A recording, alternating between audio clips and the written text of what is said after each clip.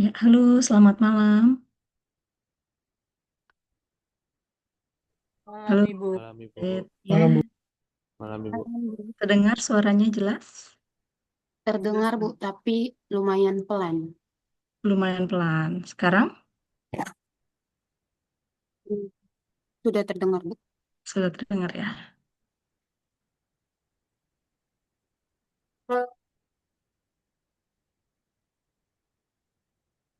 Oke, mungkin yang bisa on cam boleh on cam ya. Jadi biar saling kenal nih. Oke, sekarang sudah 29 mahasiswa ya. Total 37 ya, Mbak Elizabeth ya. Iya betul Bu, 37. Oke, ya mungkin sambil menunggu kita mulai aja santai aja ya kelasnya.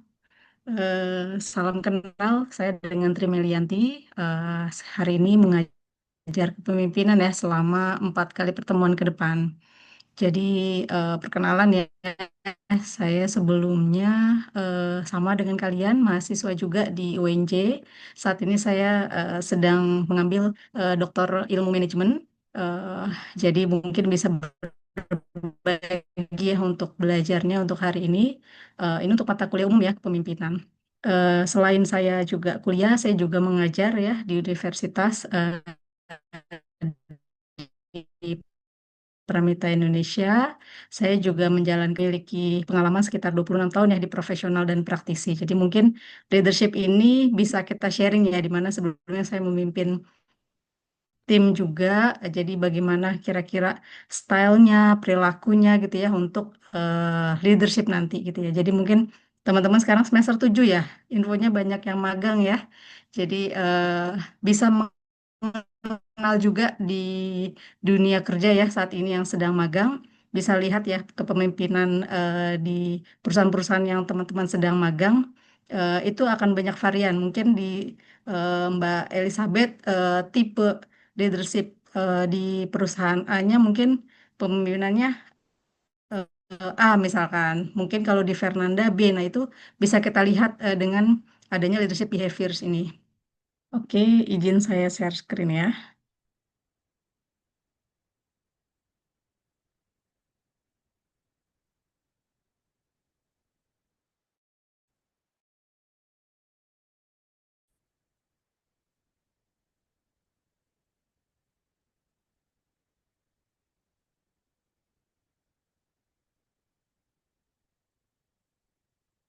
Oke, terlihat jelas teman-teman? Sudah Bu. Ada yang mungkin nggak kelihatan?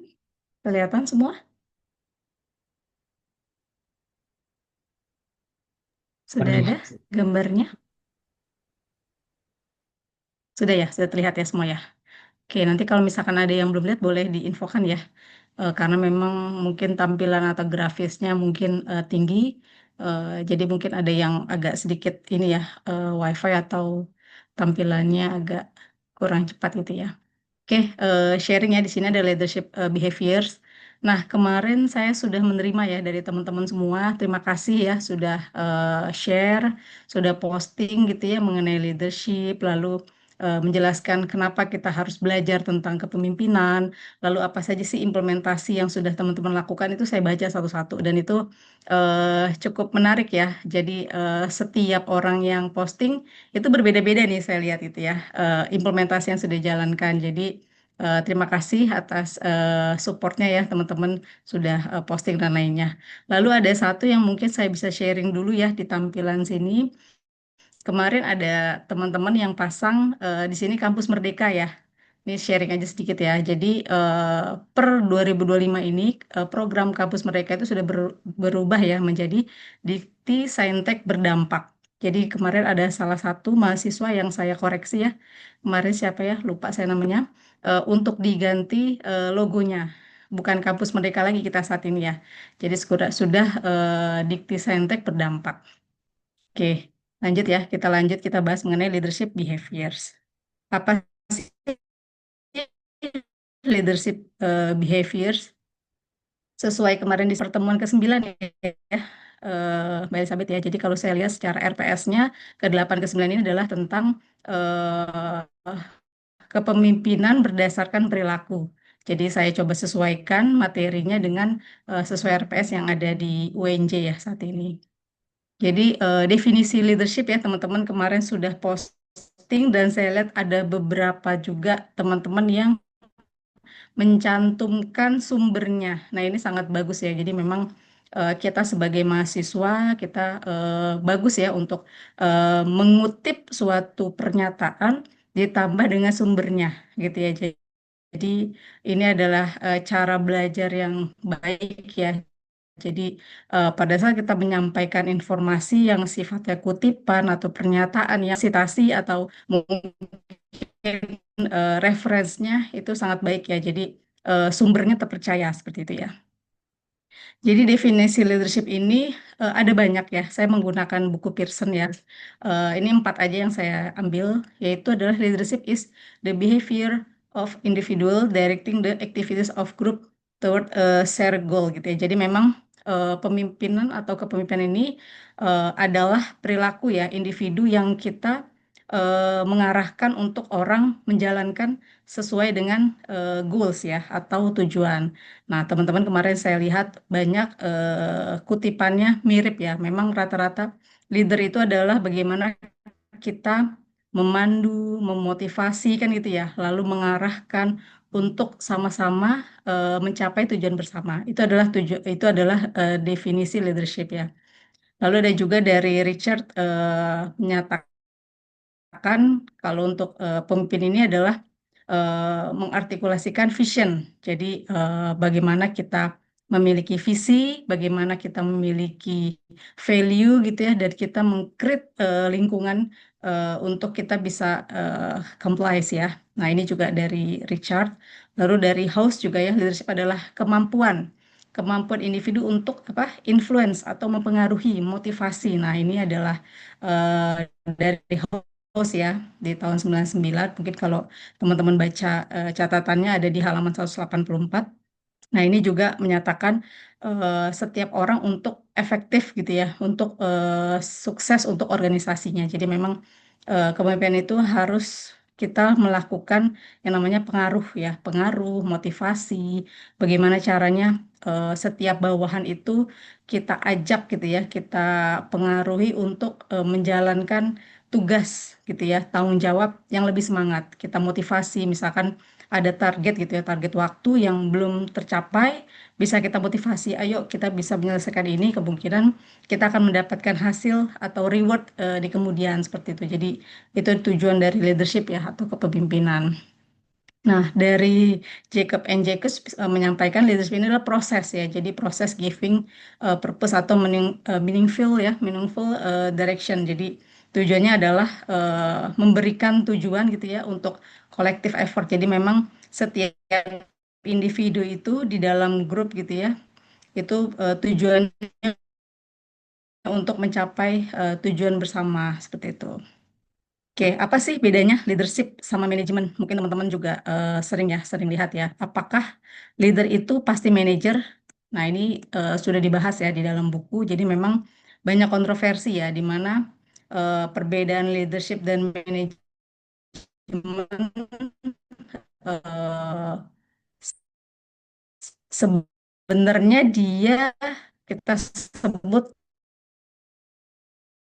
eh, apa ya?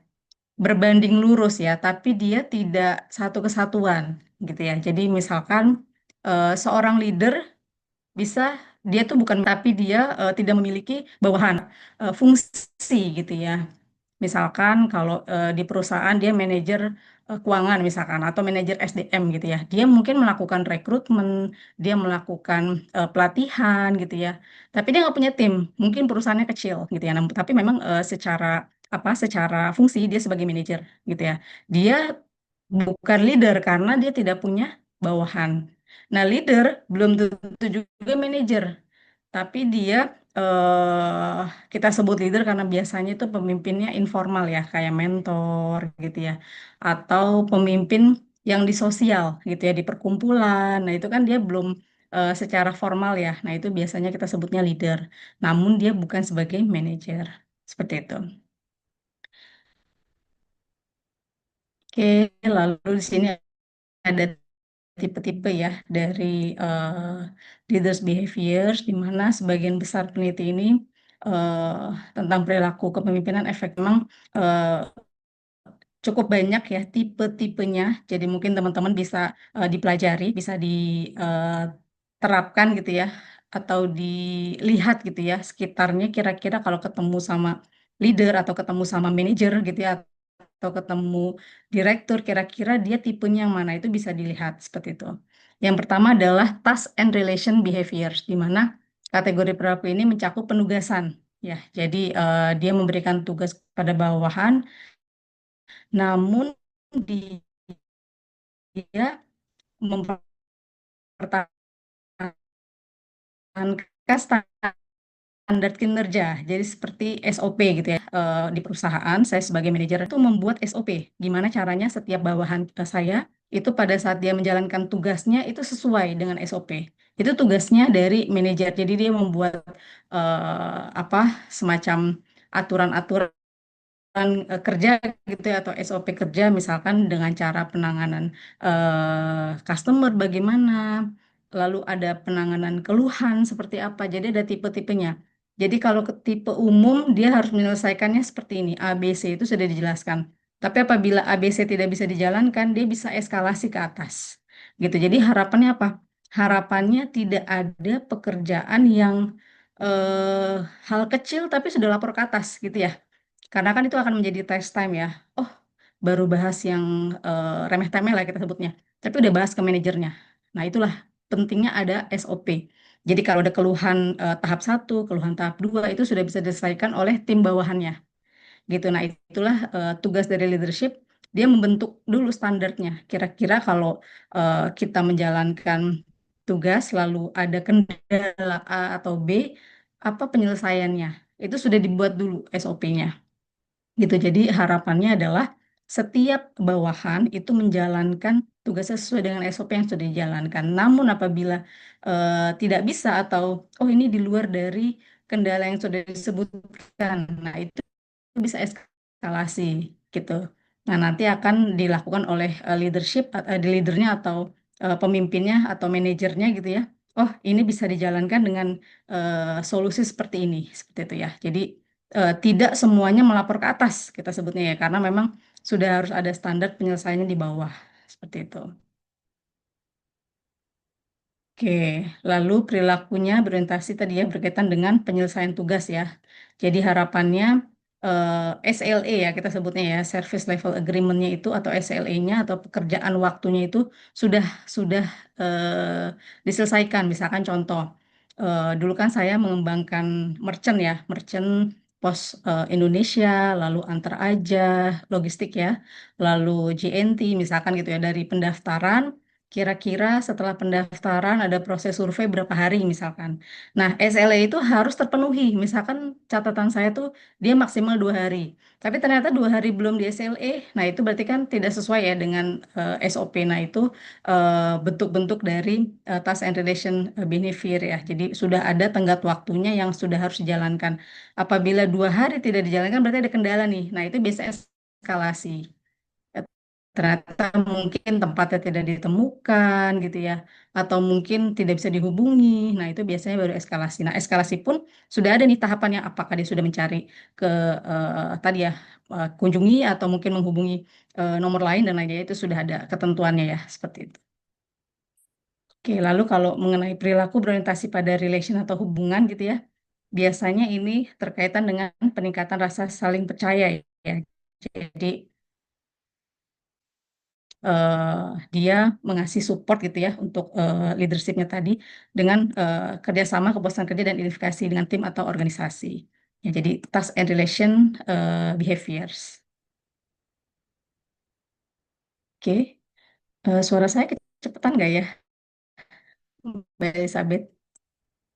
Enggak kok, Bu. Tadi emang ada putus-putus sedikit Ya sih, Bu. ya, aman ya. Oh, tadi putus ya. Oke, sekarang udah lancar. Sudah. Oke.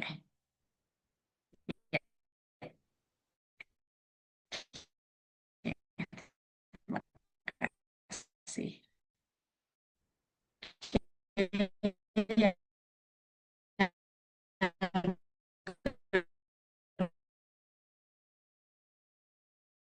adalah change oriented behavior, tentang orientasi perubahan ya kita sebut formational gitu ya. Karena memang contoh ada perubahan yang sifatnya kritis gitu ya. Jadi kalau karisma, kalau kita jelaskan karisma itu bahasa dari Yunani ya. Jadi bumi ilahi. Jadi seperti kemampuan untuk melakukan hal luar biasa atau memprediksi peristiwa masa depan. Jadi tidak semua punya gitu ya karisma. Jadi ada hanya beberapa saja yang diberikan dan biasanya para leader gitu ya itu ada yang memiliki karisma tersebut gitu ya. Nah, biasanya istilah-istilah ini menggambarkan suatu bentuk pengaruh yang tidak didasari pada tradisi atau otoritas formal ya, melainkan pada persepsi. Jadi misalkan kalau dari Weber ya menyatakan karisma ini biasanya terjadi selama krisis sosial gitu ya. Jadi pada saat terjadi krisis sosial muncullah nih suatu pemimpin atau seorang pemimpin gitu ya. Dia memberikan ide-ide, visi misi gitu ya, memberikan solusi, tapi ternyata setelah dijalankan visi tersebut berhasil gitu ya. Nah, akhirnya kan dia diakui kan ya. Kan itulah biasanya karisma dan transformasional itu di kondisi-kondisi genting gitu ya atau di krisis sosial yang harusnya dia dilakukan perubahan dia masuk ya behaviorsnya adalah tadi karismatik dan transformasional. Seperti itu. Nah, kemampuan transformasional juga mengacu pada nilai-nilai moral ya, pada pengikut dalam upaya meningkatkan kesadaran tentang isu-isu etika. Nah, jadi perubahan-perubahan ini dilakukan itu ya oleh pemimpin balik lagi mengacu pada etika ya, nilai-nilai moral yang orientasinya untuk menemukan inovasi ya atau beradaptasi dan menerapkan perubahan besar dalam strategi. Nah, ini biasanya changes oriented behaviors ini contohnya siapa ya? Contohnya Barack Obama ya. Barack Obama ini kan dia presiden eh, kulit hitam ya, tapi di Amerika, di mana dia memiliki gagasan gitu ya, tidak dilihat ya dia kulit hitam, tapi ternyata dia memiliki karisma untuk menjadinya kan kita ada minor sama ini ya, karisma tadi semua pengikutnya jadi ikut nih walaupun mau kulit hitam, kulit putih mengakui adanya Barack Obama gitu ya, itu contohnya yang berkarisma ya, jadi dia memiliki isu-isu sosial yang dia bisa selesaikan. Jadi menyatukan adanya perbedaan-perbedaan yang akhirnya bisa berjalan dengan selaras gitu ya. Contohnya seperti itu.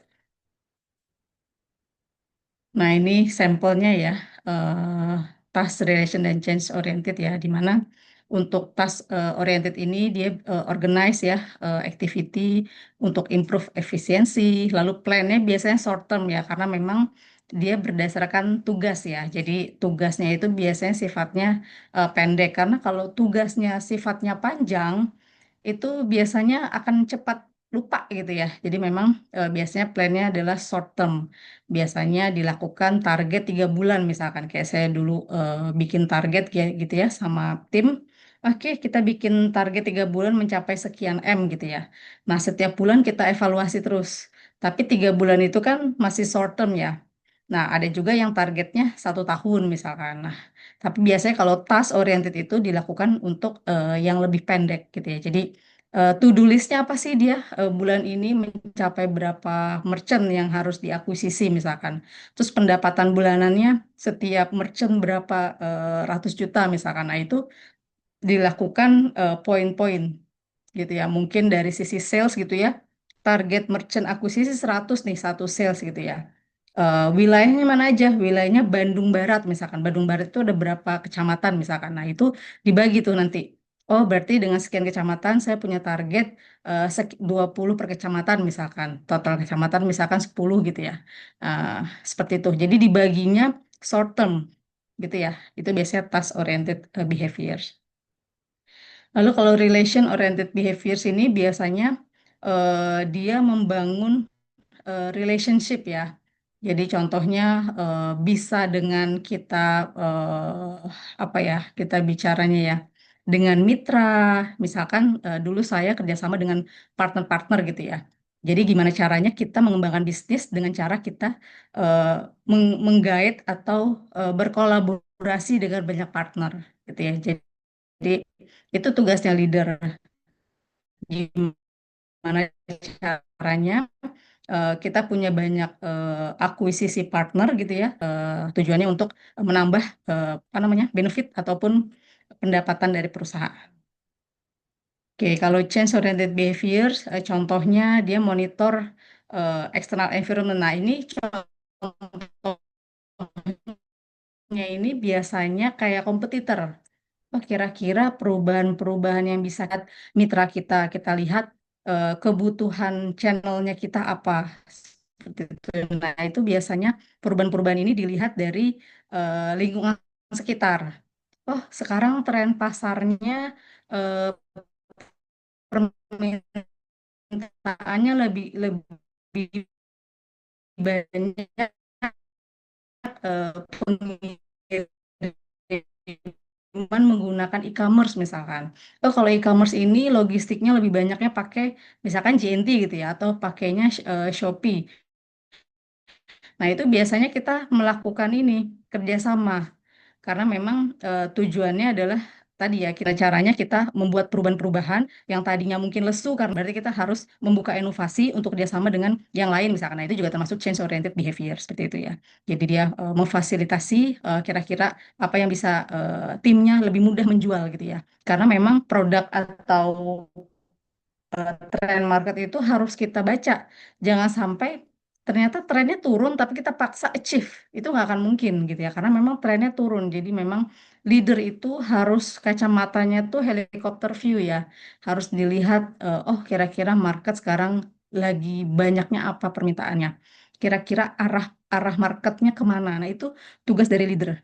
Jadi itu akan memudahkan bawahannya untuk mencapai atau mendapatkan sesuai dengan tadi ya targetnya. Jadi dia bisa achieve. Tapi kalau kita nggak aware, kita nggak maksimal gitu ya, mengetahui lingkungan pasar, ya udah, yang ada kita cuma bisa ngepush, ngepush, tapi ternyata hasilnya nggak akan maksimal gitu ya.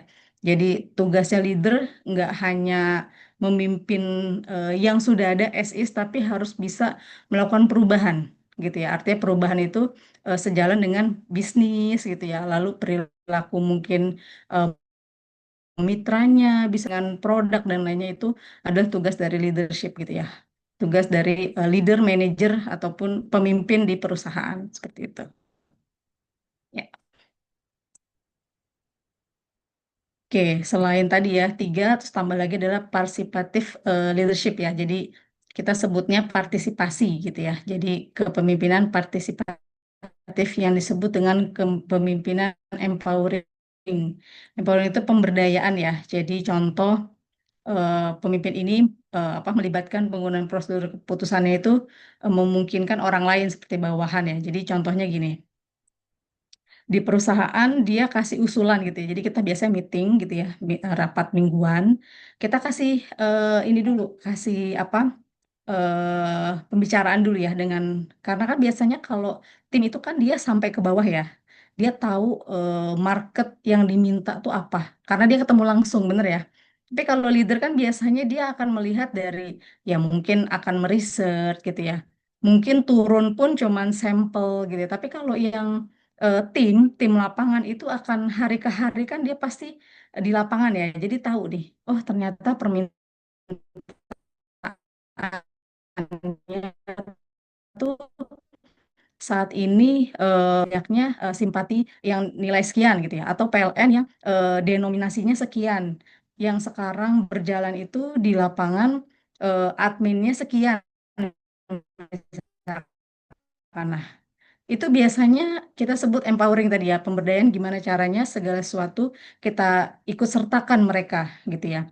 Kira-kira suara mereka kita dengar lah ya suara mereka apa sih kira-kira yang mereka tahu nanti bisa didiskusikan. Nah, itu partisipatif leadership ya. Jadi tidak hanya kita top down, tapi kita juga down to up gitu ya. Jadi apa Kalau sebutnya kita top down itu kita istilahnya mendelegasikan, kita menginformasikan ke bawahan. Tapi bisa juga down top gitu ya. Jadi dari bawah bisa informasikan ke atas. Jadi bisa bolak-balik. Nah itu disebutnya partisipatif leadership gitu ya. Jadi suara karyawan itu didengar, karena mereka juga memiliki ini ya, memiliki ruang juga berdiskusi dengan konsumen, dengan merchant, dia tahu lapangan yang mungkin sebenarnya dia lebih tahu dulu dibanding surat kabar, dia tahu dari web, lebih tahu dari web karena memang informasi di bawah kan lebih cepat ya dibanding yang sudah dipublish gitu ya.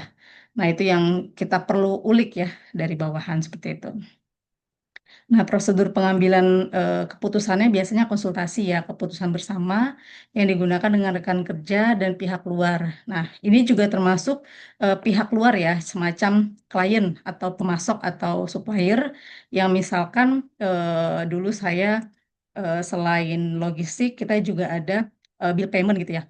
Mungkin permintaan apa sih pemasok bilang, Bu, sekarang kita lagi ada banyak video nih gitu ya, voucher video, voucher Netflix yang kiranya bisa dijual di merchant Ibu gitu ya. Nah, yang tadinya kita jualan misalkan produknya cuman bukan ini ya, bukan tiket apa, bukan voucher untuk Netflix dan lain-lain, tapi karena dia menginformasikan, kita jadi berpikir, oh ini bisa nih diintegrasikan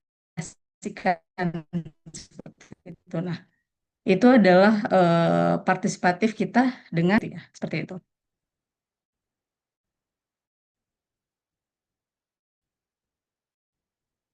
Oke, lalu ada external leadership. Nah, jadi di sini kita sebutnya scanning ya. Jadi scanning lingkungan, lalu mencakup pengumpulan informasi. Tapi kalau partisipatif ini kan dia lebih banyaknya bawahannya ya. Tapi kalau yang external leadership ini biasanya si pemimpin ini turun ke lapangan pengumpulan informasinya ya. Dan dia biasanya lebih lebih banyak nih dia main di luar gitu ya. Dia benar-benar keliling. Jadi setiap dia punya timeline gitu ya. Oh, bulan ini saya akan keliling daerahnya misalkan Jawa gitu ya. Mungkin bulan depan saya keliling wilayah Sumatera. Nah, dia juga mau tahu secara langsung gitu ya. Itu biasanya external leadership ya. Dia mau memantau secara langsung isu-isu di lapangan gitu ya. Nah, biasanya teknik proaktif ini dijelaskan untuk melobi, bernegosiasi ya. Jadi biar dia tahu secara langsung, dia juga bisa bernegosiasi secara langsung gitu ya. Itu bisa external leadership ya. Jadi dia mengikut sertakan untuk pihak luar juga seperti itu.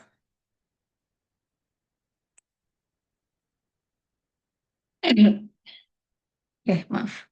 Oke, lalu sini ada metode untuk mempelajari pengaruh perilaku pemimpin gitu ya. Jadi sampel critical incident. Nah, ini biasanya kita kritis gitu ya. Kira-kira kalau ada kejadian ini, apa yang akan dilakukan oleh pemimpin ini? Nah, dari kejadian itu kita akan tahu nih, oh ternyata leadernya kita nih cocoknya atau dia yang sekarang ada tuh tipenya yang mana gitu ya. Ini untuk kita biar tahu ya pengaruhnya. Nah, itu biasanya ada insiden-insiden kritis gitu ya yang kita pelajari. Misalkan ternyata ada kendala A, kendala B, ternyata si leadernya itu melakukan hal ABC gitu ya. Oh, ternyata tipenya dia atau perilakunya dia lebih ke task oriented misalkan. Atau dia lebih ke transformasi tadi ya atau change oriented seperti itu. Nah, itu bisa dilihat dari critical incident. Nah, kalau example dari insiden ini biasanya dilihatnya waktu ke waktu. Kita lihat nih, oh bulan ini kalau melakukan ini gitu ya. Jadi kita bisa mereview atau menilai pimpinan gitu ya, yang berjalan gitu ya selama 3 bulan. Oh ternyata dia lebih cocoknya dan yang berjalan saat ini tipenya yang seperti ini gitu ya. Nah itu kita bisa lihat juga. Jadi kalau teman-teman yang lagi magang bisa kelihatan nih nanti, oh tipenya kalau yang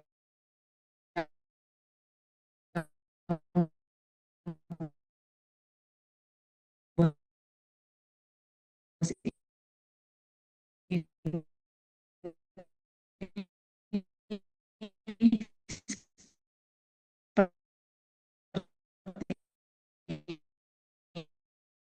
ini misalkan tadi karismatik, entah dia tadi ya tipenya task oriented gitu ya, atau dia mungkin relation, nah itu akan kelihatan seperti itu. Atau dengan cara empat gitu, kita jalankan dengan change oriented, kira-kira hasilnya bagaimana? Mana maksimal untuk kita jalankan bisa introspeksi diri nih. Oh, aku seperti ini ternyata lebih lebih tinggi nih achieve.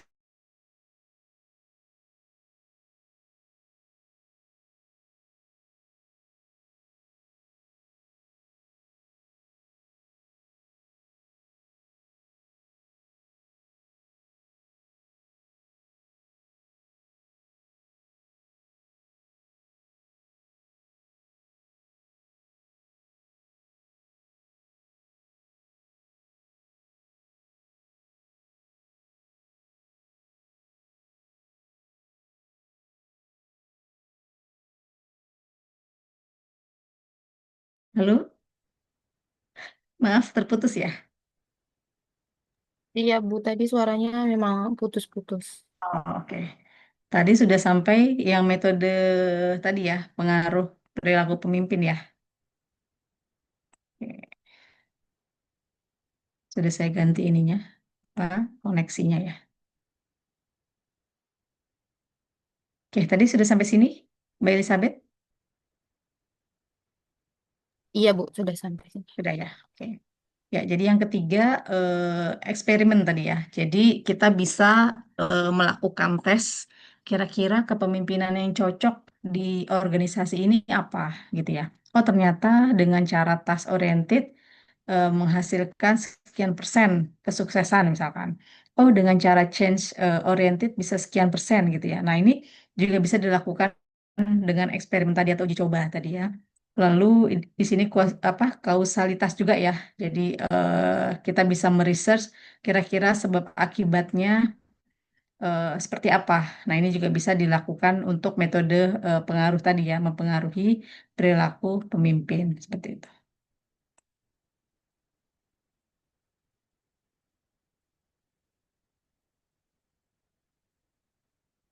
Oke, lalu tampilannya nggak kelihatan ya. Oke, clarify task tadi ya. Ya. Oke, kelihatan nggak ya tampilan? Udah berpindah slide-nya, Mbak Elizabeth?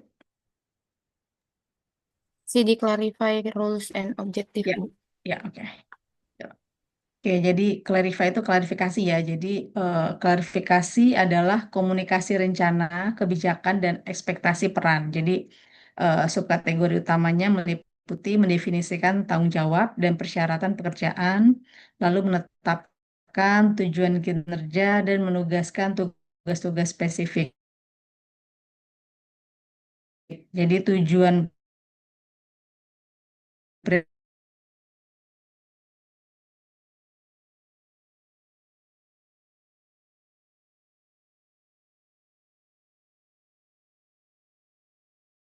perilaku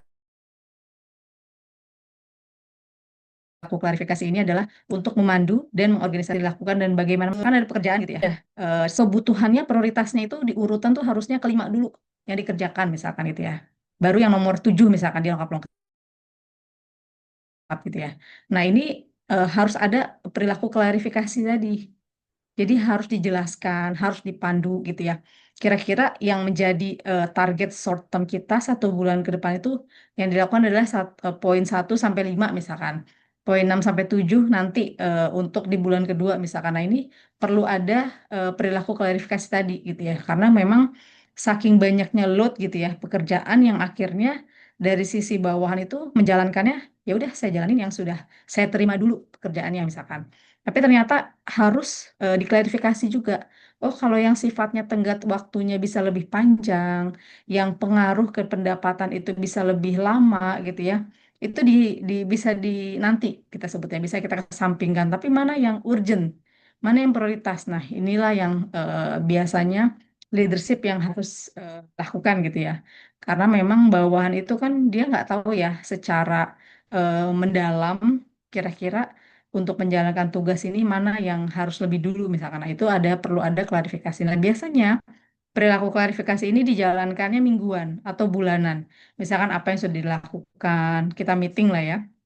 Ada meeting apa? Sales atau meeting eh, meeting tim customer service, kira-kira apa isunya, lalu apa yang sudah dijalankan ternyata ada yang kurang sesuai, itu baru dikoordinasikan seperti itu. Nah, jadi pedomannya ini memperjelas peran dan tujuan tadi ya, jelaskan tugas dan dengan jelas, lalu jelaskan alasan penugasan gitu ya. Misalkan contoh ya, dulu saya kan logistik ada sekitar 4 ya, ada pos, antar aja, lalu JNT sama satu lagi apa kemarin ya, poslog kalau nggak salah ya. Nah, pada saat dari manajemen minta apa target sekian M misalkan gitu ya. Kira-kira mana nih yang bisa cepat menghasilkan uang gitu ya. Nah, pada saat di wilayah Bandung misalkan, oh Bandung itu ramenya antar aja misalkan. Oh kalau wilayah Sumatera itu ramenya Pos Indonesia misalkan. Oh kalau di Jawa lebih banyaknya si cepat sorry si cepat gitu ya. Suatu lagi. Eh, nah, itu harus harus jelas. Jadi belum tentu semua sales tujuannya sama gitu ya. Jadi kita harus kasih pemahaman kira-kira pekerjaan yang bisa cepat closing, kira-kira market yang di sana lebih banyak yang mana itu sudah harus dijelaskan. Ada pedomannya untuk memperjelas peran dan tujuan seperti itu. Oke, lalu berikan instruksi tadi ya tentang cara mengerjakan tugas. Nah, biasanya instruksi ini sudah harus sesuai dengan SOP ya. Jadi biar tidak ada kita sebutnya apa ya, leader itu melakukan mikro ya, mikro leader ya. Karena memang kalau seorang pemimpin melakukan hal terlalu mikro, nanti akan susah ya, karena nanti dia akan micromanage gitu ya. Jadi semuanya diajarin. Sebenarnya ini poinnya ini adalah lebih ke gambaran besarnya ya. Tapi kita nggak boleh micromanage juga gitu ya, karena dengan micromanage fungsi si leader itu nggak besar nantinya. Dia akan cuman ketas aja gitu. Padahal sebenarnya organisasi bisa diubah, bisa lebih besar, bisa dengan relationship tadi dia membuka diri dengan asosiasi, mungkin dia kerjasama dengan banyak partner gitu ya. Tapi kalau micromanage, otomatis hal-hal kecil dia masih urusin gitu ya. Akhirnya apa? Yang besar nggak tertangani. Karena apa? Yang kecil itu banyak masalahnya gitu ya. Jumlahnya banyak. Jadi kalau kita selesaikan hal yang kecil, yang besar nggak akan kepegang gitu ya. Nah itulah. Jadi pedoman memperjelas peran tujuan itu juga sudah harus clear di depan. Jadi nggak ada lagi balik-balik bertanya ke leader ya atau ke manajer seperti itu. Ini eh, tentang tadi ya, clarify, role and objektif ya. Oke, ada juga yang monitoring, operation, and performance. Nah, ini biasanya masuknya kayak appraisal ya. Jadi pemantauan, pengumpulan informasi gitu ya, tentang kemajuan pekerjaan, kinerja. Nah, ini biasanya leader-leader ini punya KPI gitu ya. Misalkan saya dulu sering buat KPI sales gitu ya. KPI sales yang dia jualannya A gitu ya, KPI-nya sekian. Yang jualan B, KPI-nya sekian. Itu harus terukur semuanya. Jadi jangan sampai KPI ini dijalankannya sama rata. Kan nggak mungkin ya target untuk DKI atau Jabodetabek sama dengan target Sumatera misalkan. Susah kan? Bener nggak? Karena eh, secara secara jumlah marketnya lebih besarnya di Jabodetabek kan gitu ya. Jadi itu harus poin-poinnya disesuaikan. Nggak bisa kita kasih targetnya tim Jatim sama tim Jabar. Itu juga beda gitu ya. Jatim mungkin lebih besar gitu ya. Dan untuk sisi logistik dia bisa lebih maju dibanding tim Jabar misalkan gitu ya. Karena Jabar kan wilayahnya kan ada yang wilayah agak menjauh ya dibanding Jatim yang memang termasuk besar gitu ya. Karena dia punya laut gitu kan ya. Dia punya apa namanya? Bandara juga yang besar gitu. Tapi kalau di Jabar kan nggak sebesar di Jatim gitu ya. Nah itu juga bisa dibedakan seperti itu. Jadi monitoring operationnya juga akan beda. Oh kalau saya pegang tim Sumatera akan beda monitoring operationnya. Seperti itu ya. Jadi tidak bisa kita samakan semua tim, apalagi kalau kita pegangnya regional gitu ya. Nggak bisa semuanya itu kita samakan targetnya, KPI-nya seperti itu. Jadi memang inilah tugasnya leader gitu ya untuk monitoring gimana performance-nya biar achieve. Kalau kita terlalu tinggi targetnya dia nggak akan achieve karena memang mangkoknya atau bowl-nya itu nggak sebesar yang ada di Jawa gitu kan ya. Jadi otomatis dia nggak akan terpenuhi terus dia nggak akan achieve gitu. Nah, itu nggak fair untuk mereka, benar nggak? Jadi jangan sampai kita membuat target KPI-nya nggak tercapai. Itu sama aja kita nggak bisa kasih reward. Artinya, oh dia kurang terus nih. Sedangkan bawahan itu kan harus harus senang ya. Harus dia punya pride. Oh, udah tercapai sekian persen nih, udah tercapai. Jadi dia punya motivasi untuk closing, closing, closing. Tapi kalau terlalu jauh gapnya, dia akan nggak apa nggak ada ini motivasi. Ah, jauh nih ternyata karena apa settingnya terlalu jauh gapnya antara target sama KPI yang harus tercapainya seperti itu. Ya, inilah tugas-tugasnya leader. Jadi kalau nanti teman-teman semua sudah menjadi leader, menjadi manajer gitu ya, menjadi pemimpin, semua harus objektif gitu ya. Dilihat dari besaran wilayahnya, mungkin tren marketnya. Jadi dilihat semua aspek ya. Jadi tidak hanya melihat dari satu sisi aja, karena memang berbeda semuanya gitu ya. Nah, biasanya pemantauan ini dilakukan dalam berbagai bentuk ya, observasi operasi kerja, membaca laporan. Nah, laporan ini biasanya saya mintanya mingguan gitu ya. Ada laporan mingguan, laporan bulanan, nanti dari situ baru dilihat, oh ternyata kekurangannya ABC, nanti biasanya disampaikannya di bulanan gitu ya, untuk perbaikan selanjutnya. Atau mungkin melihat tampilan gitu ya, data kinerja di layar komputer, kita biasa bikin grafis dan lain-lain lalu memeriksa kualitas sampel pekerjaan. Jadi contoh, oh eh, dia bisa closing gimana caranya, gitu ya. Jadi dulu saya pernah buat juga, misalkan yang achieve daerah Jateng gitu ya. Nah, nanti dari tim Jateng ini dia akan sharing nih, saya menjalankan closing ini dengan cara seperti ini. Biar diapain? Biar diadopt. Oh, ternyata tim Jabar bisa mengadop caranya Jateng nih, misalkan. Atau tim Jabodetabek bisa dengan cara Jateng, bisa diadop juga caranya gitu. Nah, ini juga masuk ya, dengan tadi ya, dengan adanya monitoring operation dan performance, hasilnya bisa dibagikan untuk menjadi timbal balik juga ya, untuk oh ternyata yang belum dijalankan tim A dan tim B sudah menjalankan, itu bisa dipadu-padankan gitu ya. Bisa di-sharing lah kita sebutnya, seperti itu. Lalu memeriksa tadi kualitas, lalu mengadakan rapat tinjauan tadi ya. Jadi kemajuan individu ataupun kelompok. Jadi ada yang sifatnya sales perorangan, kan ada juga dia self ini ya per area misalkan. Nah itu juga bisa kita lakukan pemantauan dengan rapat tinjauan atau rapat rutin biasanya. Nah, untuk menilai kinerja fasilitas retail, nah ini karena dulu kita pegangnya merchant ya. Nah, biasanya saya suka buat semacam mystery guest. Jadi saya datang nih, misalkan saya punya agen ya, punya agen banyak nih, ada sekitar 13.000 ya. Dulu saya pegang agen Indonesia itu 13.000. Terus saya mau tahu kira-kira, kan jadi agen itu kan punya banyak sistem ya. Jadi sistem saya dia pakai, sistem kompetitor dipakai juga kompetitor. Nah, pada saat saya datang, saya seolah-olah mau beli nih produknya saya. Terus misalkan dia nggak jalanin, oh nggak ada, misalkan atau nggak bisa. Nah berarti kan dia nggak menjual produk kita gitu ya. Nah itu juga bisa menjadi kinerja fasilitas juga tadi ya. Oh ternyata produk kita nggak dijalanin nih. Dia cuma jual produknya B misalkan. Ternyata pas dikasih struknya bukan struk aplikasi kita.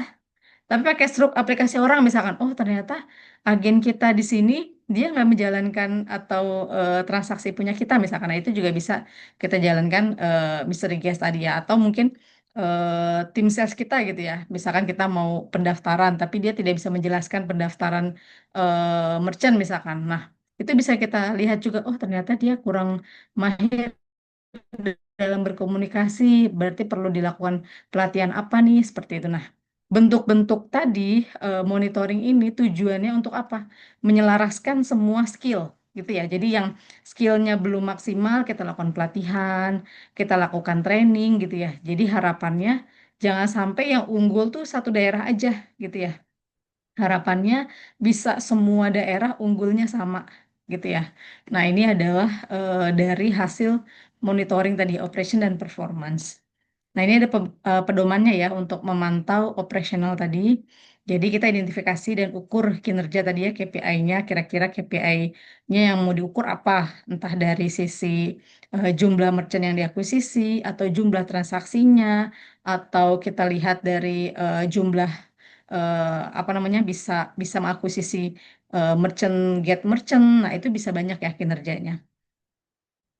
Lalu pantau variabel proses utama ya, serta hasil, lalu ukur kemajuan terhadap perencanaan anggaran, kembangkan sumber informasi independen, tadi ya, ini sudah ya, rapat tinjauan dan lainnya. Seperti itu.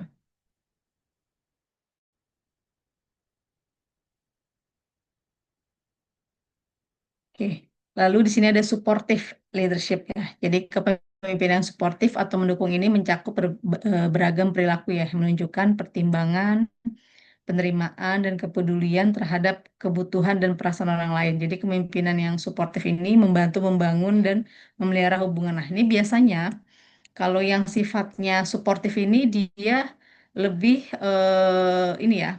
Contohnya kalau di perusahaan saya dulu, jadi memang setiap orang kan skillnya beda-beda ya. Ada yang memang cepet gitu ya.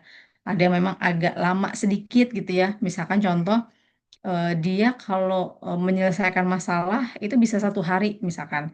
Tapi kalau yang lain misalkan bisa selesai setengah hari misalkan. Nah, suportif ini bentuknya tadi kita bisa melakukan penerimaan, pertimbangan, kepedulian kira-kira dia masalahnya apa ya.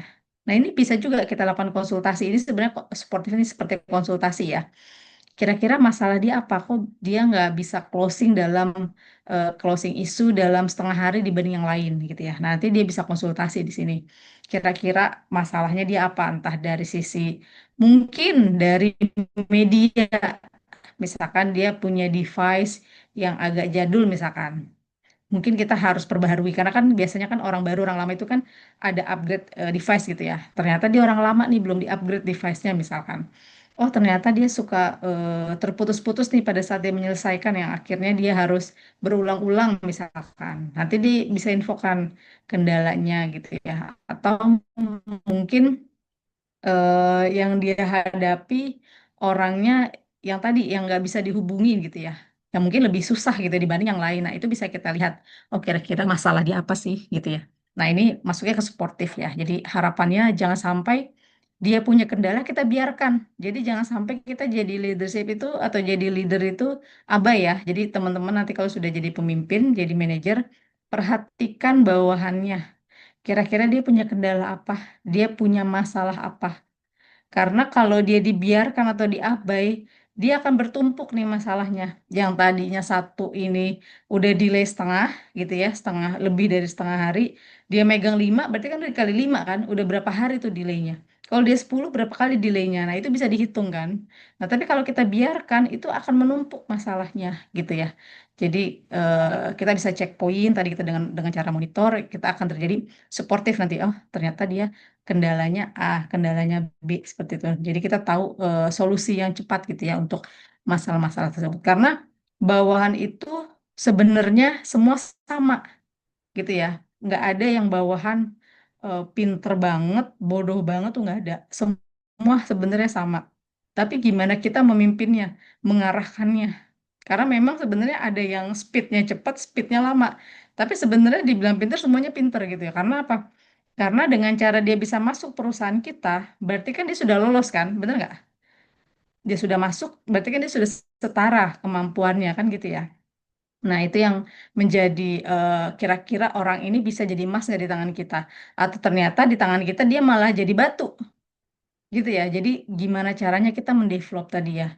Gimana caranya kita berperan dengan bawahan. Karena semua orang bisa jadi emas di tangan kita gitu ya. Jangan jangan sampai karena kita kurang peka, yang emas tadi berubah jadi batu, gitu ya. Jadi dia tidak bisa maksimal, dia tidak bisa berkontribusi, dia tidak bisa berpartisipasi. Karena apa? Karena leadernya abai, nggak bisa lihat kendala atau isu-isu dari bawahannya, gitu ya. Oke. Lalu ada developing subordinate skill. Jadi gimana caranya kita membangun kemampuan atau skill dari bawahan. Nah, ini yang biasanya saya lakukan juga ya. Contoh, eh, kita lakukan training for trainer gitu ya. Jadi kita kasih bawahan kita kepercayaan. Misalkan saya buat webinar gitu ya, webinar ke agen. Saya kasih waktu dan ruang bawahan saya menjadi pengisi acara. Misalkan gitu ya. Nah, itu sudah menjadi suatu penghargaan bagi mereka. Karena apa? Karena diberi kepercayaan.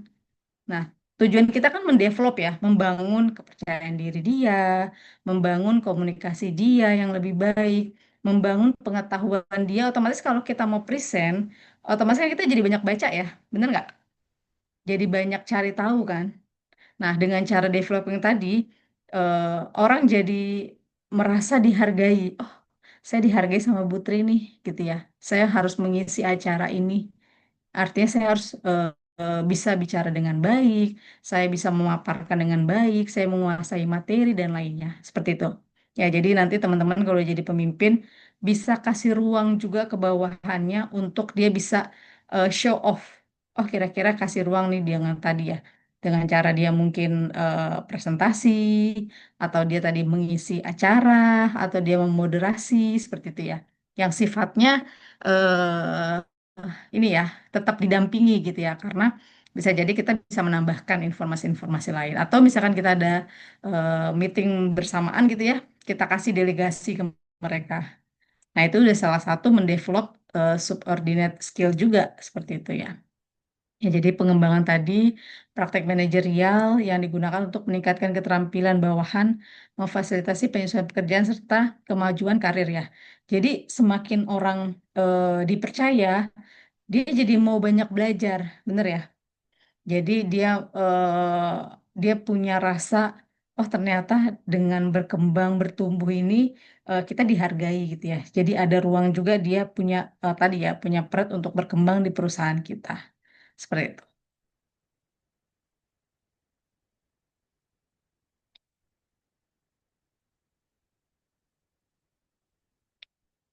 Oke, lalu ada providing praise ya, atau kita sebutnya pujian dan pengakuan.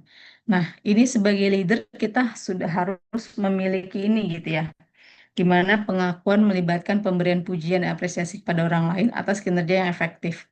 Kita biasanya apa mengakui ya, misalkan tim kita achieve misalkan gitu ya.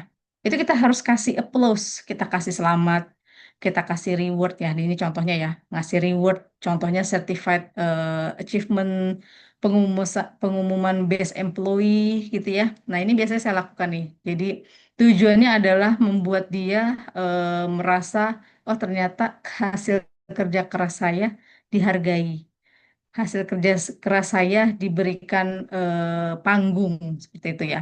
Nah, biasanya kalau meeting 3 bulanan, nanti saya baca ini best employee minggu 3 bulan ini yang achieve siapa aja, yang dia bagus secara public speakingnya siapa. Itu biasanya saya sebutin gitu ya, best employee-nya gitu. Karena memang kita ada risetnya juga gitu ya dengan survei dengan merchant-merchant yang kiranya sales mana yang apa cepat tanggap gitu ya. Kalau ada kendala dia cepat menangani itu mana aja itu juga masuk ke dalam best employee.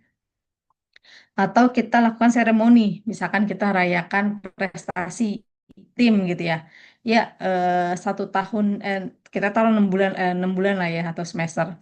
Semester ini kita sudah achieve sekian gitu ya. Kita kasih rayakan misalkan makan bersama gitu ya. Atau kan mungkin kita bisa nyanyi bersama karaoke gitu ya bareng-bareng satu tim.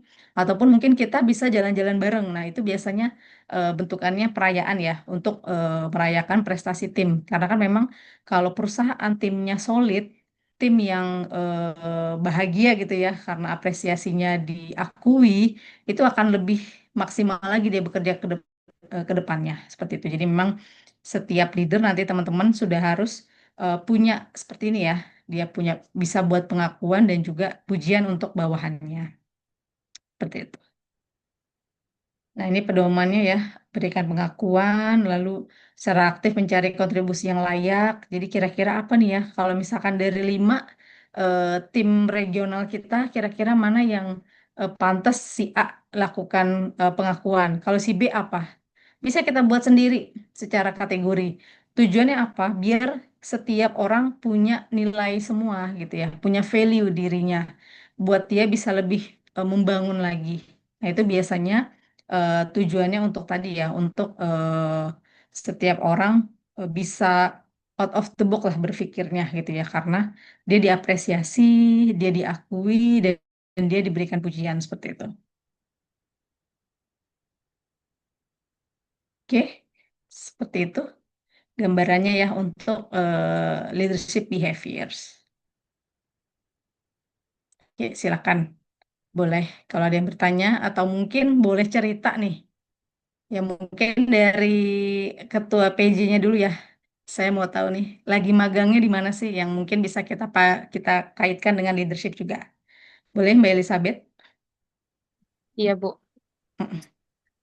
Perkenalkan saya Rutu Elizabeth. Saat Ya. ini saya magang di kantor pelayanan pajak, Bu. Oh, Eh, KPP, oke. iya, betul. Mm-mm. Dan untuk leadership ini kebetulan KPP-nya tuh KPP bukan yang gede ya, Bu. Masih yang perorangan gitu. Mm-mm. Jadi yang bekerja tuh karyawan di sana. Kalau untuk yang punya usahanya lumayan jarang sih, Bu, datang ke kantor. Oh, oke. Nah, kalau dilihat dari, berarti kan punya atasan ya di sana ya, Mbak Elizabeth ya, yang memandu atau yang mengkoordinir tugas-tugasnya gitu ya. Iya, betul, Bu. Nah, itu sudah bisa disebut leader juga. Walaupun mungkin secara fungsi dia di kantornya, dia mungkin levelnya bukan jadi manajer gitu ya, belum jadi kepala misalkan. Tapi sudah menjadi leadernya Mbak Elizabeth, benar nggak? Nah, kalau dari Mbak Elizabeth lihat, dia behaviorsnya seperti apa dari materi ini?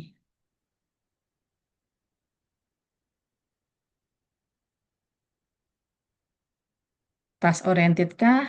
Dia memberikan tugas secara SOP kah?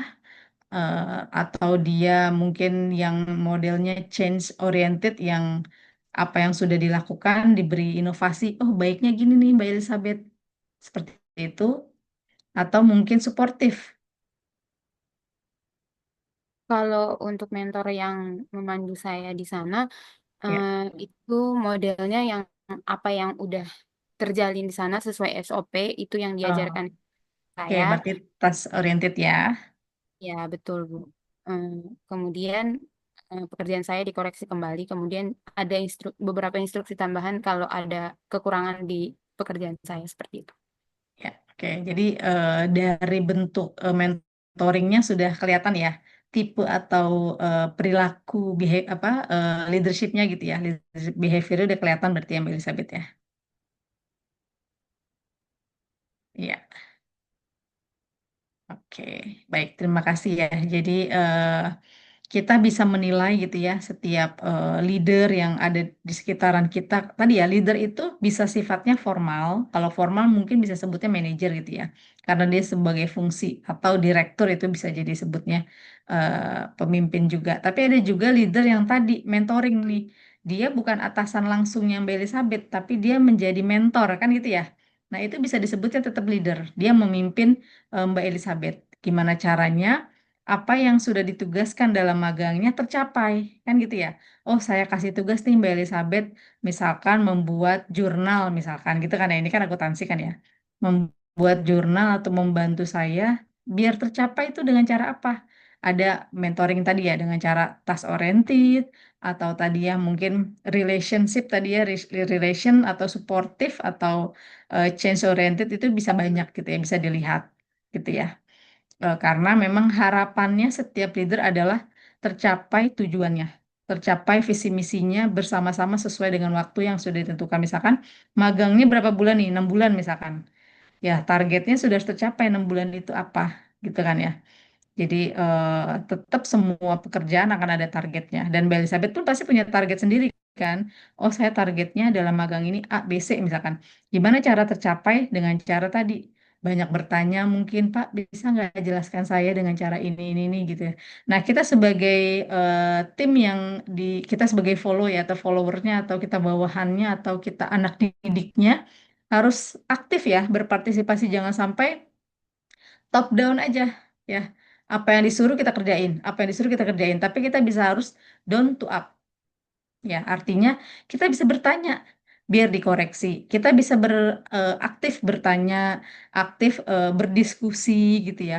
Harapannya biar ilmu kita lebih dalam, ilmu kita lebih kaya gitu ya. Jangan sampai kita cuman mendengar aja, tapi kita tidak berargumentasi gitu ya atau berdiskusi. Karena memang perlu ya, karena mahasiswa ini kan eh, pikirannya nggak boleh di kotak-kotakan ya, harus luas gitu ya. Jadi dari sekarang teman-teman sudah harus belajar dengan magang ini proaktif gitu ya. Jadi biar target magangnya itu tercapai seperti itu ya. Oke, boleh saya tanya beberapa juga di sini ya. Ada Angelina Kalista. Oke, halo Angelina.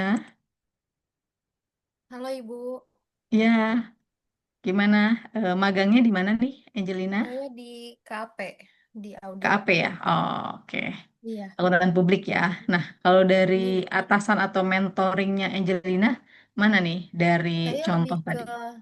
tes oriented juga sih, soalnya kan kita Oh, kliennya banyak, jadi kita harus mengatur sesuai kayak di klien ini harus berapa orang dan diatur berapa berapa orang untuk mengerjakan suatu klien gitu. Dan di klien itu akan mengerjakan apa saja.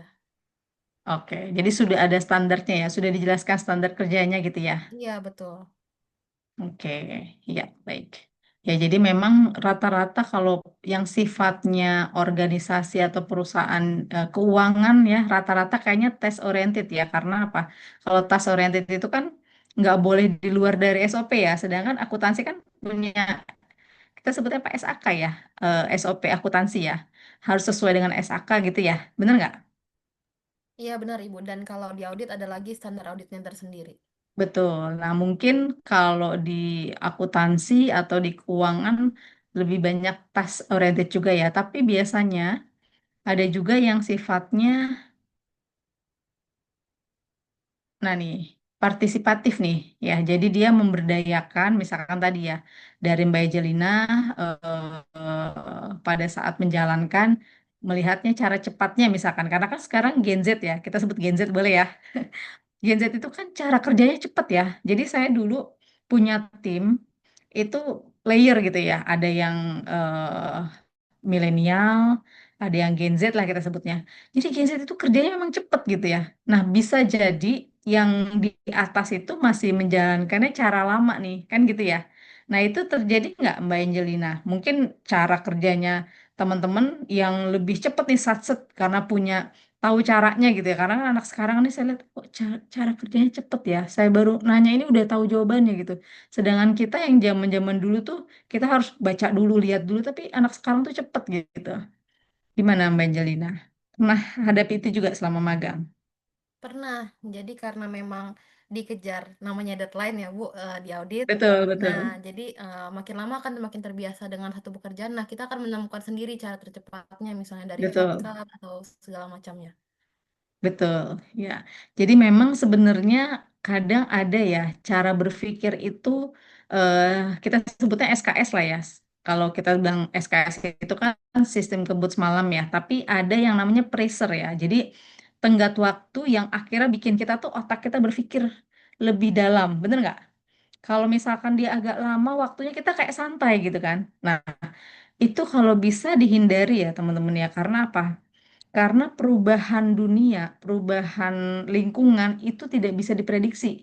Gitu ya. Contoh kita kasih tugas gitu ya. Sama manajer kita atau sama mentor kita. Ini selesaikan seminggu misalkan.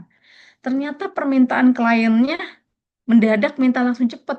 Kan gitu ya. Nah jadi jangan sampai teman-teman dikasih deadline seminggu, tapi benar selesai seminggu. Itu bagus sebenarnya. Tapi lebih bagusnya lagi selesai 2 hari, 3 hari bisa cepet gitu. Karena apa? Bisa jadi perubahan tadi tiba-tiba kliennya diminta laporan sama pajak misalkan gitu ya, harus selesai dalam 3 hari, terus dia langsung kontak nih ke AP misalkan atau perusahaan teman-teman lah gitu ya. Tapi belum selesai karena apa? Deadline-nya kan seminggu. Nah itu nggak bisa gitu ya. Jadi teman-teman, deadline itu boleh menjadi batas waktu, tapi jangan menjadi maksimum ya.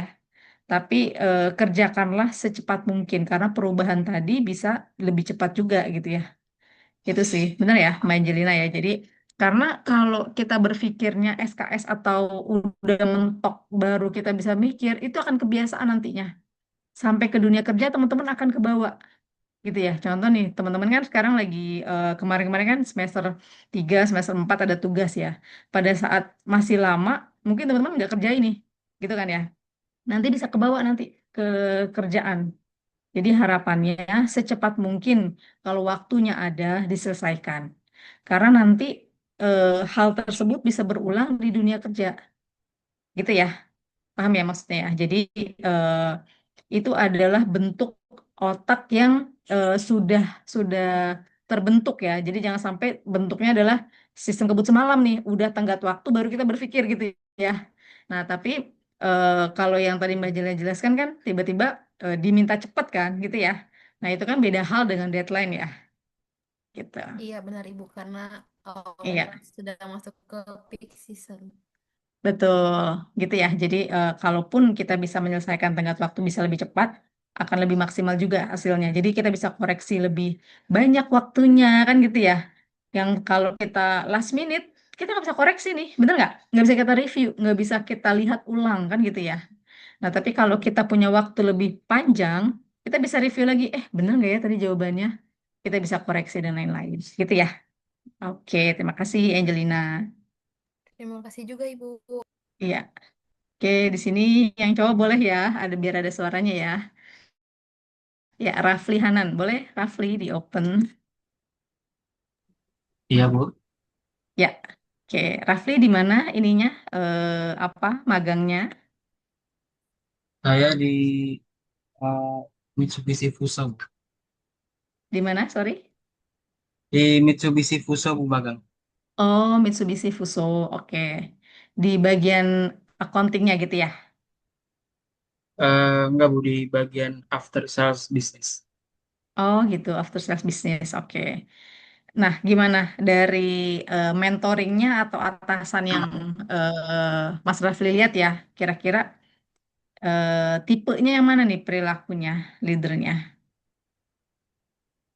Yang saya alamin sih, mentor itu lebih, apa ya, saya ngerasa eh, saya dipaksa untuk eksplor sendiri, Bu, bagaimana cara kerja, terus bagaimana bisa mengerjakan tugas sesuai dengan cara yang saya nyaman, seperti itu, Mm-mm. Bu.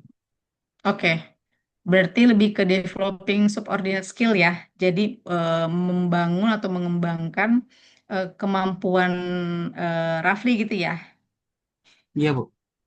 Ya, betul. Ya, jadi memang kalau di masa magang ini, apalagi kalau after sales kan lebih banyak ininya ya, lebih banyak inovasinya ya. Gimana caranya kita melakukan after salesnya itu tercapai gitu ya. Iya, Kalau Bu. after salesnya berarti apa? Perawatan. Lebih ke service, biaya service, terus ke klaim garansi seperti itu, Bu. Oh, oke. Ya, jadi bisa sifatnya jemput bola gitu ya, ataupun kita mendapat Iya, laporan masuk iya, gitu ya. Ya, iya betul. ya. Ya, jadi biasanya kalau sifatnya yang developing subordinate ini, kita lebih berkembang gitu ya, Rafli ya rasanya ya. Jadi kita dipercaya dengan cara kita karena memang perusahaan-perusahaan zaman now gitu ya, memang harus ada inovasi dari teman-teman Gen Z ini ya, atau yang kita sifatnya era sekarang lah. Karena emang era sekarang kan teman-teman sudah tahu gitu ya, sudah mungkin lebih informasi lebih cepat.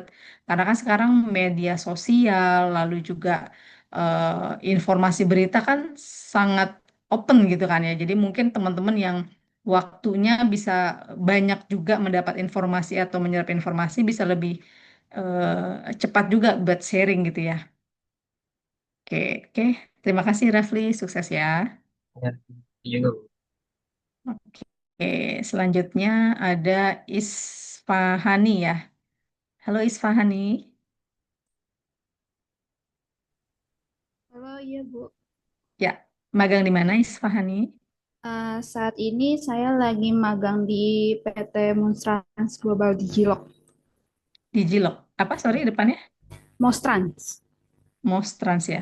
Oke, Ah, itu bisnisnya apa ya? itu dia di bidang logistik, Bu. Oh, di Jilok ya. Oke, Mm-mm. apakah dia mengumpulkan banyak logistik modelnya gitu? Kalau kita itu sistemnya kayak sewa. Jadi kalau misalkan ada yang namanya shipper, ada yang namanya Oh, oke, betul. transporter kayak gitu. Ya, betul. Oh, oke oke. Jadi sudah paham juga ya Isfani ya. Iya, Bu. Cukup. Nah, itu kira-kira leadership atau mentoringnya yang di sana apa selama magang di sana Isfani? Kalau di divisi saya, khususnya manajer divisi saya itu pastinya karena ini divisi finance accounting itu dia Ya, tax oriented. oke. Jadi semua tugasnya itu sudah sesuai sama peraturan yang ada kayak gitu, dikerjainnya repeat dan rata-rata itu inovasinya kayak yang ada perbaruan dari sistemnya aja kayak gitu. Oh, oke. Iya, karena memang dia eh, melakukan ini ya, pembukuan gitu ya. Iya betul. Mm-mm. Nah, Dan lalu ini, ya uh, selanjutnya. sama ini sih Bu, menurut saya manajer saya itu di finance accounting dia juga partisipatif leadership karena Oke. pandangan saya juga jadi manajer ini cukup santai dalam Mm-mm. jam kerja selama Ya, timnya itu mengerjakan tanggung jawabnya tepat waktu ya. kayak gitu Oke. sih. Jadi dia melakukan empowering juga gitu ya, memberdayakan dan demokratis gitu ya. Jadi mungkin karena tahu kesibukannya Isfahani mungkin juga lagi buat laporan gitu kali ya. Mm, Jadi dikasih toleransi seperti itu ya. iya Bu, benar. Oke, good. Oke, terima kasih.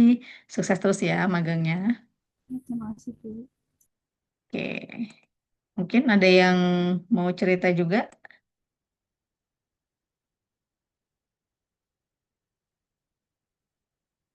Oke, Kalisa boleh Kalisa. Halo Kalisa.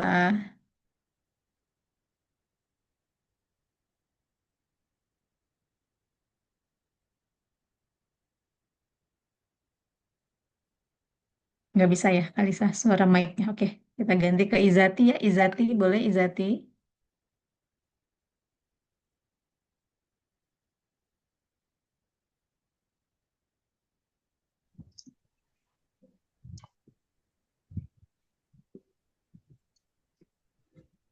Oke, mungkin siapa yang bisa open mic atau Salsabila?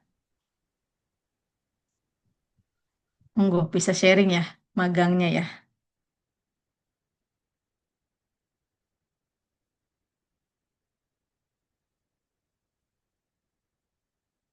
Oke, atau Cynthia boleh Cynthia Agustina. Silakan Cynthia. Iya, Ibu. Ya, oke boleh ceritakan ya. Magang di mana Cynthia?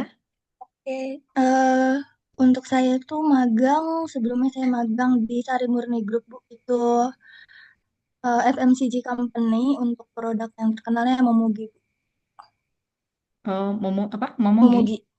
Mm. Oh, Momogi eh, wafer apa? Ya, snack. Snack yang Iya, snack. Oh, betul. oke. Di Sari Di Murni. sana di bagiannya juga accounting. Untuk bagiannya di bagian teks. Oh, di bagian teksnya. Oke.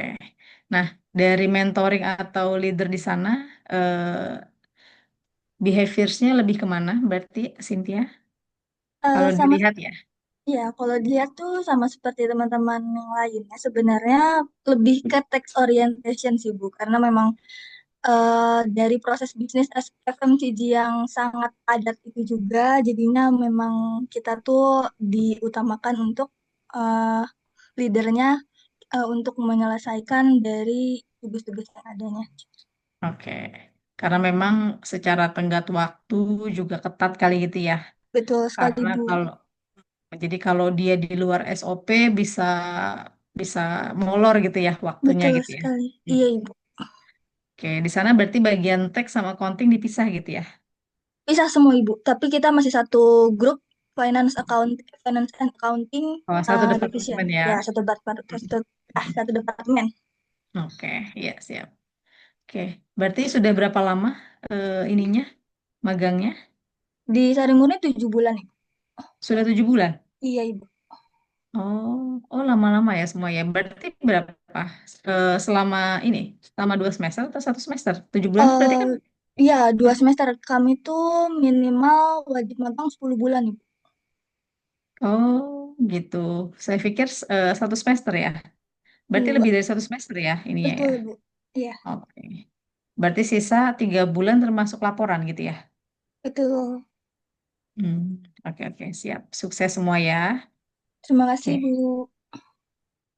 oke. Mungkin ada yang mau ditanyakan dari leadership behavior sini. Silakan. Jadi memang saya banyak di profesional ya sebelumnya. Jadi memang sebelumnya saya handle perusahaan IT gitu ya. Jadi perusahaan IT itu saya menjadi manajer salesnya atau business developmentnya juga. Jadi kita mengcreate IT untuk payroll. Ya mungkin mirip ya sama teman-teman ya.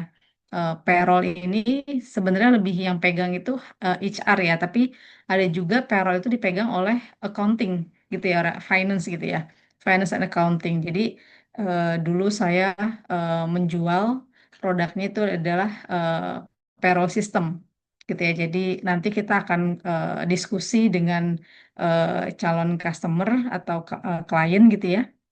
Kira-kira perhitungan gajinya komponennya apa saja gitu ya. Misalkan dari gaji bulanan gitu ya, lalu ada lembur, ataupun mungkin dia ada hitungan bonus bulanan gitu ya. Achievement biasanya sales ya, ada bonus bulanan gitu ya, atau insentif lah kita sebutnya. Atau mungkin bisa dilihat dari tunjangan, tunjangan kendaraan, tunjangan transportasi, tunjangan makan gitu ya. Jadi saya buat aplikasi itu gitu ya. Lalu saya punya tim untuk dia kita ajarkan gitu ya cara bagaimana memasarkan. Tadinya mungkin lebih ke developing kalau ya dulu ya di perusahaan IT mendevelop skill-skill bawahan. Kira-kira untuk menjual produk ini apa yang bisa kita sama-sama besarkan gitu ya. Jadi kita ngasih dapat masukan juga dari bawahan kira-kira yang cara cepat menjual selain dengan metode ABC apalagi yang cepat gitu ya. Nah, itu juga kita bisa buat dengan developing. Lalu di MNC saya juga sebagai ini ya, sebagai head business development. Dulu di MNC saya handle outsourcing ya, outsourcing MNC itu ada sekitar 60 perusahaan ya totalnya MNC itu. Jadi semua cleaning service, lalu security, lalu OB gitu ya. Itu dihandle-nya sama perusahaan saya karena memang yang menghandle khusus di outsource gitu ya. Jadi nanti setiap perusahaan gitu ya, nanti ada permintaan gitu ya. Oh, saya butuh sekian manpower gitu ya. Nah, itu juga sudah ada SOP-nya. Oh, kalau misalkan ada permintaan ini, tim saya sudah bisa bikin proposal penawaran misalkan. Jadi jangan sampai saya lagi meeting, saya lagi acara, pada saat ada permintaan dia masih kontak-kontak terus karena memang kita sudah bikin standar gitu ya. Saya bikin standar proposal penawaran, ada standar SOP untuk apa tim tadi ya tim lapangannya melakukan pekerjaan harusnya apa gitu itu sudah dibuat di awal gitu ya. Jadi walaupun kita tinggal bisa disubmit, kita tinggal kasih nih nanti kirimnya ke nomor ini gitu ya misalkan. Nah itu sudah disiapkan oleh tim biasanya seperti itu. Jadi jangan sampai kita one man show ya. Mungkin teman-teman sudah tahu ya. Kalau biasanya kalau orang one man show itu tidak akan berkembang organisasinya. Karena apa? Semuanya dipegang sama dirinya dia sendiri. Yang tahu dia doang. Nah, itu sebenarnya salah ya, karena pendelegasian itu penting. Karena bisa jadi pada saat kita lagi cuti, bener kan ya? Jangan sampai cuti kita itu kayak nggak punya hak gitu loh. Jadi kita nggak bisa cuti. Selagi cuti kita di call, lagi cuti kita ditanya. Nah itu udah salah tuh secara organisasi.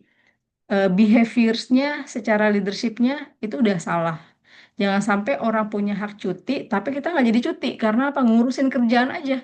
Walaupun cuti kita masih ngurusin aja. Padahal sebenarnya cuti itu hak ya setiap perusahaan. Sorry, setiap karyawan. Tapi karena kita tidak efisien melakukan tadi, tidak membentuk delegasi, tidak membentuk SOP yang benar, akhirnya pada saat cuti kita di-call terus nih. Gitu ya. Jadi memang fungsi-fungsi kepemimpinan ini harus diterapkan, jangan sampai one man show gitu ya. Jadi gara-gara kita nggak ada, nggak jalan nih. Kita nggak ada ini kan rasa kebanggaan mungkin ya ada sebagian orang, oh semua dipegang sama saya, tapi itu sebenarnya salah. Itu organisasinya berarti organisasinya nggak berjalan dengan baik dan tidak akan besar organisasi seperti itu gitu ya. Nah jadi teman-teman kalau besok udah jadi leader, jadi pemimpin, sharing pendelegasian gitu ya. Jadi jangan sampai kita nggak bisa cuti. Nah itu menjadi kendala juga nanti di kita ini ya. Gitu. Oke, mungkin ada pertanyaan?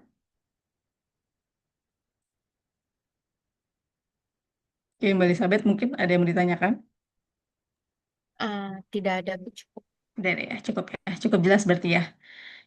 Iya, Bu. Ya, jadi dari sekarang teman-teman sudah bisa kira-kira mempelajari ya. Nanti kalau sudah jadi pemimpin, saya akan melakukan ini, saya akan melakukan inovasi ini, saya akan melakukan ini. Itu sudah mulai disiapkan, gitu ya. Mungkin kita bisa buat tadi karismatik tadi bisa dibuat dengan cara apa? Karismatik itu bisa timbul sebenarnya.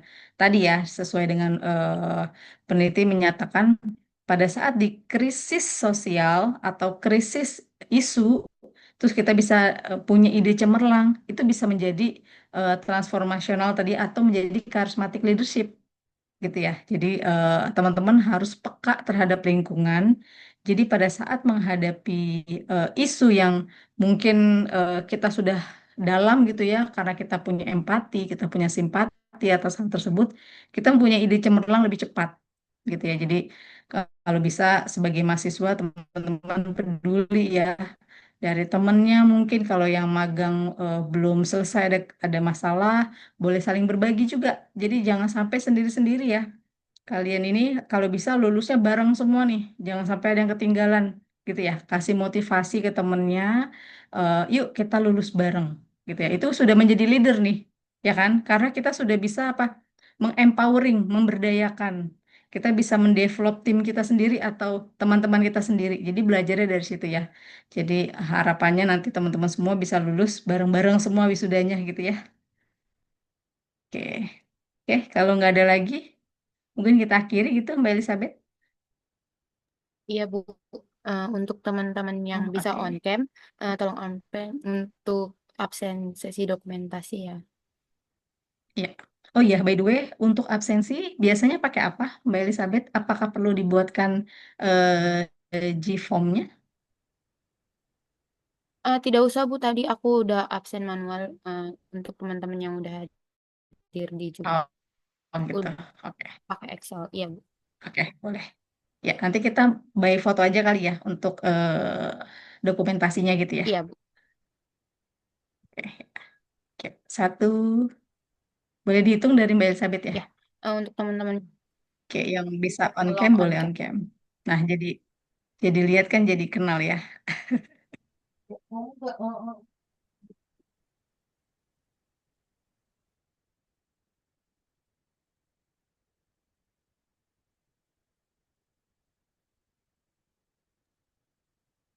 Oke. Terima kasih ya sudah hadir di setelah magang ya teman-teman capek dari pagi tapi masih menyempatkan waktu ya untuk hadir. Saya apresiasi, terima kasih. Semoga materi hari ini teman-teman bisa dapatkan untuk di kemudian hari ya. Jadi sudah bisa untuk kedepannya kira-kira mana yang bisa diterapkan, mana yang kira-kira bisa dilihat dari sekitar. Oh dia pemimpinnya contohnya seperti ini gitu ya. Jadi teman-teman sudah bisa lebih peka juga melihat lingkungan juga gitu ya. Oke. Terima kasih Terima kasih banyak juga untuk Ibu. Ibu Tri Meliati yang udah memaparkan tentang behavior leadership. Semoga ilmunya dapat kami pergunakan di kehidupan kami masing-masing. Amin. Oke, untuk sesi dokumentasi saya yang pimpin, Bu. Ya. Satu, untuk slide pertama, 1, 2, 3.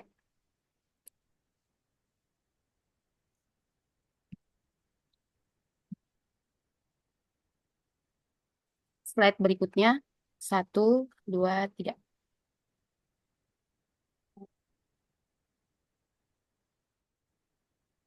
Sudah, Ibu. Oke. Sudah ya. Oke. Terima kasih. Selamat malam. Selamat istirahat semuanya ya. Terima kasih kembali, Bu. Ya, Ibu. terima kasih. Terima kasih, Bu. Ya, terima kasih. Terima kasih, Bu. Izin live ya. Iya, Bu.